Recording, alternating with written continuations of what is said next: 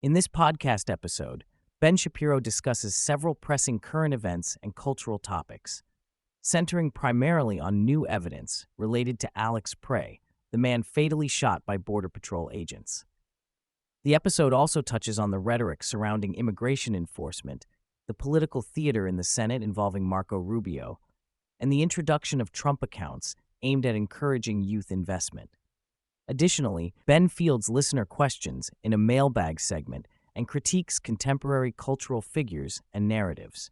Newly surfaced footage from January 13th, about 11 days before Alex Prey was shot by Border Patrol, shows Prey aggressively engaging with federal immigration agents in Minneapolis. Contrary to portrayals of Prey as a peaceful protester or innocent victim, the video depicts him damaging ICE property, resisting arrest, and reportedly carrying a firearm. The encounter involved him kicking an ICE vehicle's taillight and assaulting officers, leading to pepper ball and tear gas use. The video's existence challenges prominent narratives, such as those espoused by Ana Navarro and others on the left, who have painted Prey as a saintly figure.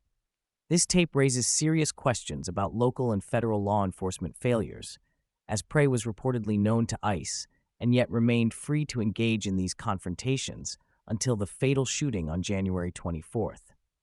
Ben emphasizes the complexity of the reality, insisting that Prey could be both a habitual agitator and wrongly killed, underscoring the difficulty many have with cognitive dissonance in such cases.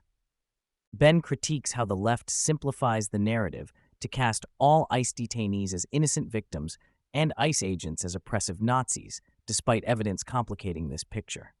This binary framing ignores the messy reality that some who oppose ICE, including Prey, have engaged in unlawful obstruction and resistance.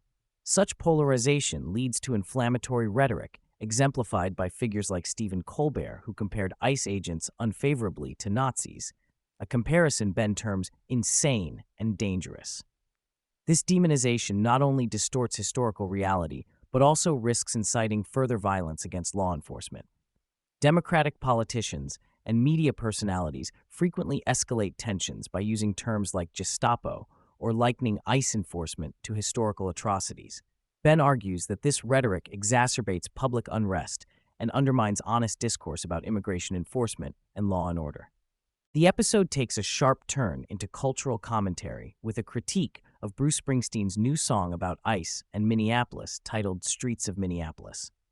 Ben dismisses the lyrics as poor and heavily biased, portraying federal agents as an armed occupying force amid a snowy, bloodied urban backdrop.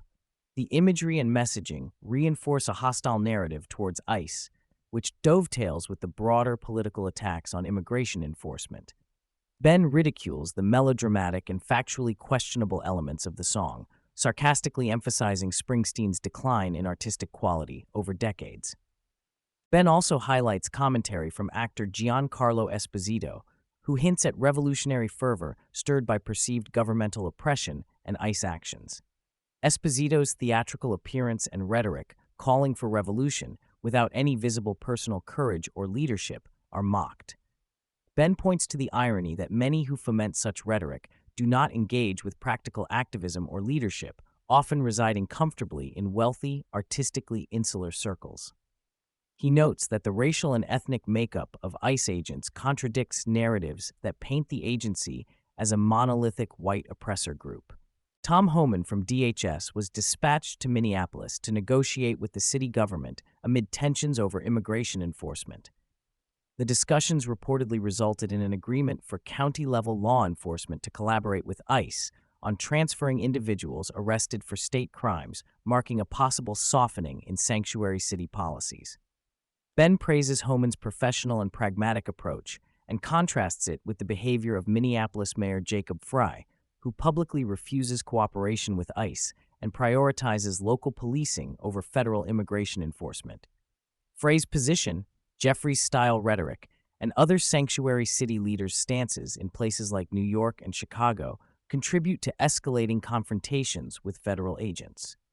Ben covers a Senate Foreign Relations Committee hearing where Secretary of State Marco Rubio testified on Venezuela and related subjects. He describes many senators, such as Tammy Duckworth and Chris Van Hollen, as uninformed or asking unproductive questions, revealing a lack of sophistication in policymaking. Protesters disrupted the hearing, calling for leniency or opposing U.S. involvement in Venezuela, which Ben points out amounts to supporting oppressive regimes. Rubio's competence and clarity are contrasted with the Senate's often muddled discourse. Notably, Senator Rand Paul's isolationist critique of operations in Venezuela is rebutted with strong affirmations of U.S. national security interests and constitutional war powers. There is ongoing contention in the Senate over funding for the Department of Homeland Security, DHS, particularly ICE. Senate Democrats demand various reforms, including mandating body cameras for agents, ending roving patrols, and increasing coordination with local law enforcement. Some Democrats threaten a government shutdown if these reforms are not enacted. Elizabeth Warren and Raphael Warnock vocalized strong opposition to ICE funding, accusing agents of brutality. However, moderate Democrats like Senator John Fetterman caution against inflammatory rhetoric, urging cooler heads. Ben underscores how this political posturing exacerbates tensions and complicates immigration enforcement. Shifting to economic policy, Ben highlights the Trump administration's launch of new tax-advantaged investment accounts, dubbed Trump accounts, for children up to age 1. Each newborn during this period receives a $1,000 seed deposit from the Treasury, with parents, employers, and philanthropists able to contribute up to $5,000 annually. The accounts are designed to foster long-term wealth accumulation and encourage broad-based participation in the stock market, serving as an antidote to socialism and government dependency.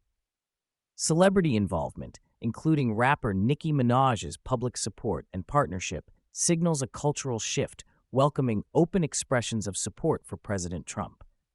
The initiative aims to create a generation of capitalists by connecting youth to private investment from birth. In the first-ever audio mailbag sponsored by Pure Talk, Ben answers listener questions. For one, he recommends a somewhat overlooked biblical passage from Exodus, covering Moses' broken tablets and his encounter with God's back, emphasizing the themes of human limitation and understanding God's action over time. To a mother asking for advice on balancing work and parenting, Ben counsels realistic expectations and prioritization, noting that time is finite and trade-offs are necessary. He shares how his wife navigates phases of full-time work and full-time parenting, depending on family needs, emphasizing that career ambitions may need adjustment according to life circumstances. Briefly, Ben plugs the Pendragon Cycle, Rise of the Merlin, a new series available on Daily Wire Plus, noting audience excitement despite hostility from some critics. He encourages listeners to subscribe and watch to support the project.